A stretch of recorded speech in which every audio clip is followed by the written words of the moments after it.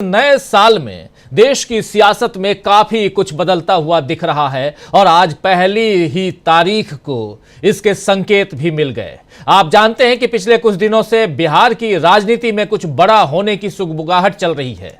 इधर प्रधानमंत्री नरेंद्र मोदी भी एक के बाद एक विवादों में फंसते जा रहे हैं। सत्ता में बने रहने के लिए इस बार उन्हें दूसरे दलों के सहारे की जरूरत है और अगर एनडीए में फूट पड़ जाए तो फिर मोदी की कुर्सी भी हिल जाएगी। ये बात मोदी भी जानते हैं, इसीलिए उनकी पहली प्राथमिकता अपनी कुर्सी बचाने की दिख रही है। इधर आरएसएस की तरफ से भी कोई साफ संकेत नहीं आ रहे हैं कि मोदी का साथ वो कहां तक देगा या उनकी जगह अब कोई और आरएसएस की निगाह में चढ़ चुका है।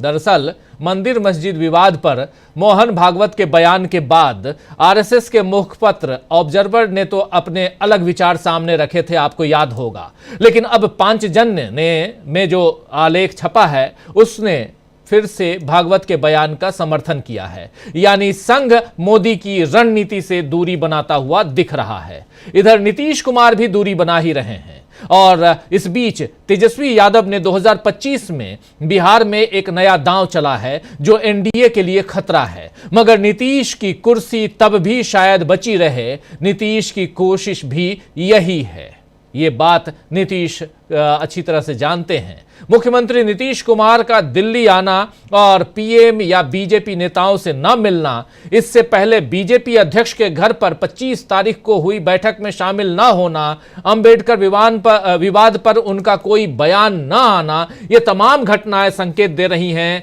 कि नीतीश बाबू का मन एनडीए से अब उचटने लगा है।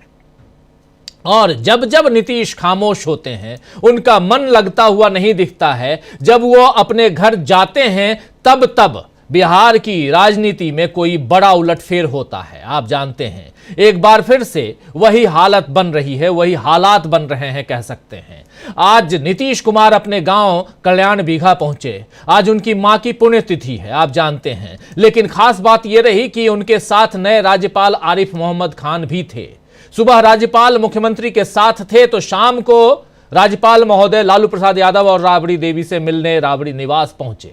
यहां तेजस्वी यादव ने उनका स्वागत किया और नव वर्ष की बधाई दी। आरिफ मोहम्मद खान ने भी राबड़ी देवी को जन्मदिन की बधाई के साथ साथ लालू परिवार को नए साल की मुबारकबाद दी है।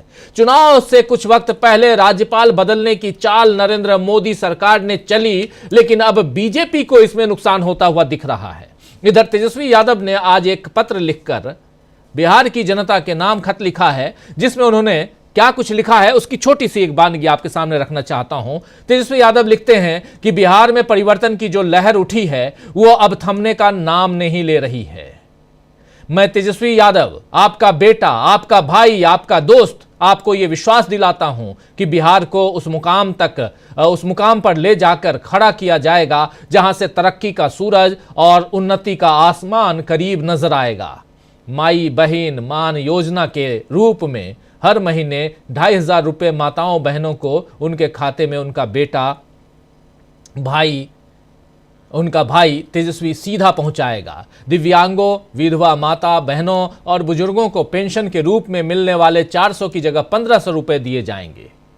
ये बात यहां तेजस्वी यादव ने लिखी है। तेजस्वी यादव ने महात्मा गांधी के भजन ईश्वर अल्लाह तेरो नाम सबको सन्मति दे भगवान लिखकर खत का अंत किया है। यानी बिहार में इस वक्त बीजेपी ने बिहार में जो सांप्रदायिक तनाव बढ़ाने की कोशिश की थी, तेजस्वी ने उसका जवाब दे दिया है और साथ ही इस खत से अपनी चुनावी घोषणाओं की शुरुआत भी कर दी है। जो बात आज ये लिख रहे हैं माताओं बहनों के लिए और जिस 400 की जगह 1,500 रुपए की बात कर रहे हैं, ये सब कुछ साफ दर्शाता है कि कहीं ना कहीं तेजस्वी यादव ने आज से यानी 1 तारीख से चुनावी रणनीतियों को गति देना शुरू कर दिया है। जबकि एनडीए अभी इसी उलझन में है कि किसी तरह नीतीश कुमार को भारत रत्न का शिगुफा छेड़कर सत्ता की दौड़ से बाहर कर दिया जाए और बिहार में बीजेपी का राज कायम हो। लेकिन नीतीश भी राजनीति के साथ साथ सत्ता के माहिर खिलाड़ी हैं, आप जानते हैं।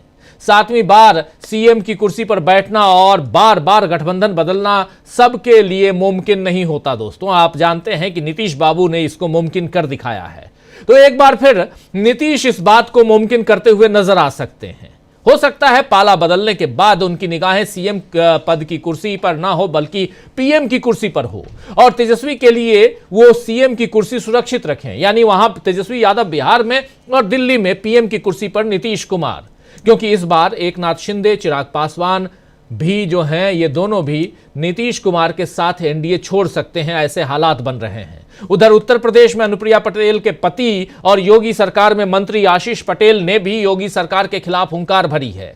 अपने पर लगे आरोप, भ्रष्टाचार के आरोप को वो सामाजिक न्याय से जोड़ रहे हैं, और एक्स पर उन्होंने लिखा है कि मैंने पहले भी कहा है कि लौह पुरुष सरदार पटेल का वंशज आशीष पटेल डरने वालों में नहीं बल्कि लड़ने वालों में है। अपने शुभचिंतकों के लिए एक विशेष बात यह है कि अगर सामाजिक न्याय की इस जंग में मेरे साथ किसी प्रकार का षड्यंत्र या दुर्घटना हुई तो इसकी सारी जिम्मेदारी उत्तर प्रदेश पुलिस के स्पेशल टास्क फोर्स की होगी। इसका क्या मतलब माना जाए दोस्तों?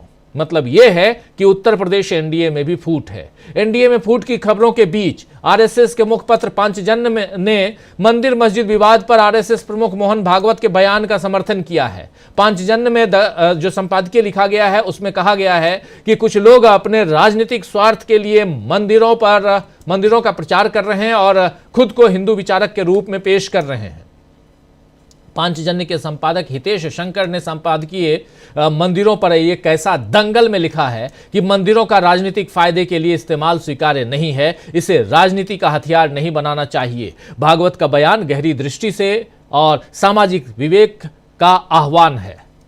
ये सारे हालात बता रहे हैं कि साल 2025 मोदी की सत्ता के लिहाज से काफी उथल पुथल भरा साबित होने वाला है। लेकिन उससे पहले एक बड़ा सवाल यह है कि आखिर आरिफ मोहम्मद खान, इधर आइए आप बिहार, वो लालू प्रसाद यादव और राबड़ी देवी के यहां क्यों पहुंचते हैं?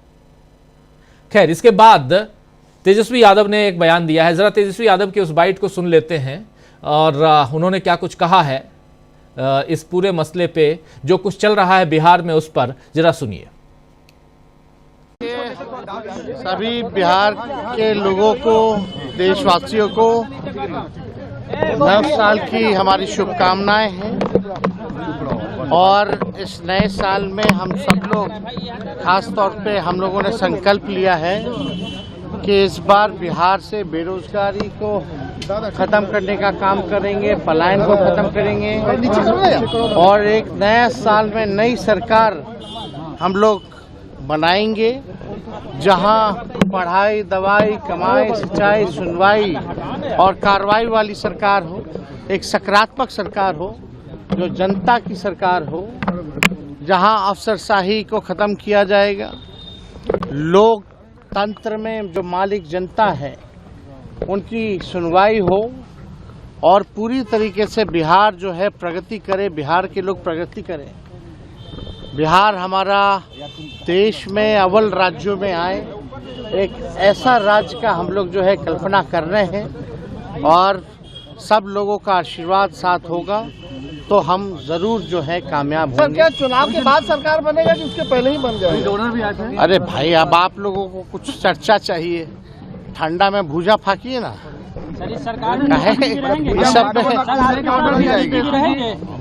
आपके साथ नीतीश जी रहेंगे सर? देखिए, एक बात समझ जाइए, पहले ही स्पष्ट हम लोगों ने कर दिया। अब तो आप लोगों के माध्यम से माननीय मुख्यमंत्री जी को भी नए साल की शुभकामनाएं देते हैं और हम सब लोग जान रहे हैं कि इस साल में हमारे मुख्यमंत्री नीतीश चाचा जी का विदाई तय है।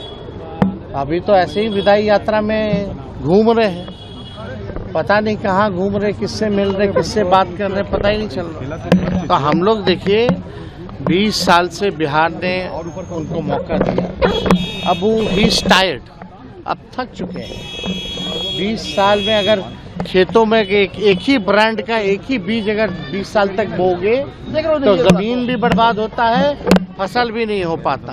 तो अब समय आ गया है नए ब्रांड का नया बीज लगाने का और इससे फसलें भी अच्छी आएंगी और आने वाली नस्लों का भविष्य भी बेहतर होगा।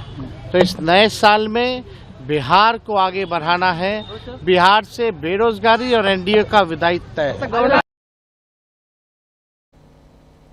तो बहुत डिप्लोमेटिक वे में अपनी बात यहां रखते हुए तेजस्वी यादव और नए साल में एनडीए का सफाया तय है। तो क्या इस साल बच पाएगी मोदी की कुर्सी या मध्यावधि का संदेश लेकर आया है 2025? आज इस पर भी चर्चा करेंगे और चर्चा करेंगे कि आखिर बिहार में होने क्या जा रहा है और राज्यपाल का राबड़ी निवास पे पहुंचना, इसके क्या मायने हैं, और सुबह सुबह राज्यपाल का नीतीश कुमार के साथ उनके गांव जाना, इसके क्या मायने हैं, और इसके भी मायने तलाशेंगे कि तेजस्वी यादव आखिर क्यों पहुंचे राजभवन। इन सबको समझने की कोशिश करते हैं हम।